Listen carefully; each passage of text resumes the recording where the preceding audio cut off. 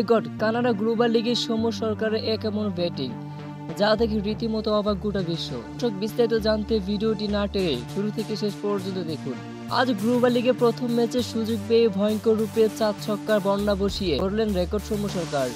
দর্শক, এদিন আগে টসে জিতে ব্যাটিং করতে মাঠে নামে সৌম্য সরকার এবং দর্শক এদিন শুরু থেকে মারমুখী ছিলেন তিনি এবং রহমানুল্লাহর সঙ্গে তাদের জুটিতে 10 ওভারে উইকেটে 78 রানে দেখা পায় ভিক্টোরিয়াস। এরপর এক বাজে শট খেলতে গিয়ে উইকেট কিপারের কাছে সহজ ক্যাচ তুলে সাজঘরে ফিরেন সৌম্য সরকার।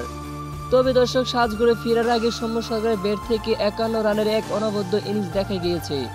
তার মধ্যে ছক্কা মারছিল 3টি এবং চারের মারছিল 4টি।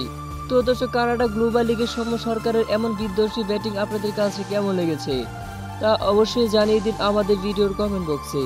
ধন্যবাদ।